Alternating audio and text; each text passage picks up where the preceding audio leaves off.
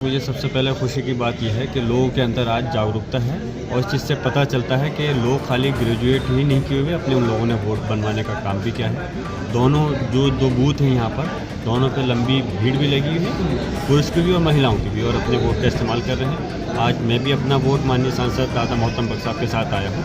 मुझे इस चीज़ की खुशी है कि मैं दादा बख्श साहब के साथ आया हूँ कि उनका वोट मैं शायद इतनी बड़ी उम्र के अंदर और कोई वोटर यहाँ पर नहीं होंगे। और जब उन्होंने ग्रेजुएशन की थी 1950 के अंदर, शायद उस वक्त कोई ग्रेजुएट भी नहीं हो। आज हमने वोट का इस्तेमाल किया है। हमें उम्मीद है कि समाजवादी पार्टी के जो प्रत्याशी है वो इस बार एमएलसी के चुनाव में, स्नातक चुनाव में जीत हासिल करेंगे, समाजवादी पार्टी को मत करेंगे। जी, और हम साहब इस सीट जो है बरेली मुरादाबाद, इस पर हमेशा बीजेपी का कब्जा रहा है। समाजवादी पार्टी भी तो जीत नहीं पाई है। किस तरीके की रणनीति रही है समाजवादी पार्टी की इस चुनाव में इस बार?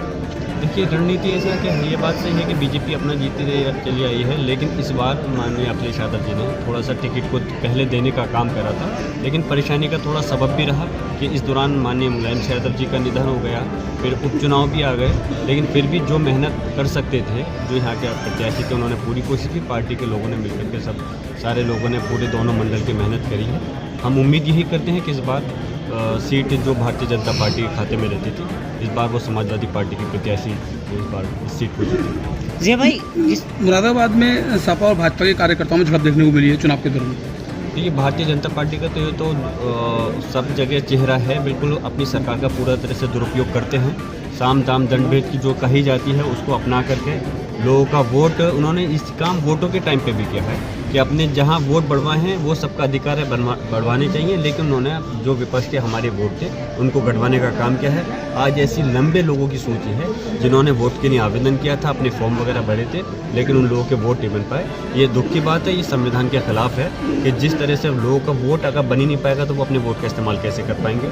और जो आज जैसे भी सांसद जी ने कहा था, जो वोट भारतीय जनता पार्टी के लोग जगह जगह सुनने को मिल रहा है कि झड़प कर करके वोटों को नहीं डालना चाहते विपक्ष का, तो हम इसके खिलाफ हैं। और हम इसके खुल कर करके इसके खिलाफ हैं कि जो अगर हमारे संविधान ने जो हमें हक दिया है, अगर आज हम वो मतदाता अपने वोट का इस्तेमाल नहीं कर सकता तो फिर चुनाव कराने का फ़ायदा ही क्या है। जो इतनी लंबी चौड़ी जो खाई आपस में बना दी है, इस देश की आज़ादी के बाद में मुझे ये कहने में कोई संकोच नहीं है, इतना ज़्यादा दूरी कभी नहीं रही जो इस टाइम भारतीय जनता पार्टी की सरकार ने सिर्फ अपने मफाद हासिल करने के लिए, चुनाव को जीतने के लिए, कुर्सी अपनी बरकरार रखने के लिए, जो हिंदू मुस्लिमों के बीच में जो खाई बनाई है, वो हम इसके खिलाफ हैं। और वो इस देश का भला नहीं चाहते, सिर्फ अपनी सरकार बचाने के लिए। अगर उनको कितने भी लोगों की कुर्बानी जाए, कितना भी देश का नुकसान हो, उसको भारतीय जनता पार्टी आरएसएस के लोगों को इससे कोई मतलब नहीं। हम इसकी मजम्मत करते हैं। हमारा मकसद है कि देश आगे बढ़ना चाहिए, देश का विकास करना चाहिए, और ये तभी मुमकिन होगा जब देश तरक्की तभी करेगा जब सब सारे धर्म के, भारतीय जनता पार्टी सब समाज की बात तो करती है लेकिन सिर्फ हवाई में करती है। जब तक सारे धर्म के लोगों का, सारे बिरादरी के लोगों का विकास नहीं होगा, तब तक हमारा देश मुल्क पूरी तरह से तरक्की नहीं कर सकता। ठीक।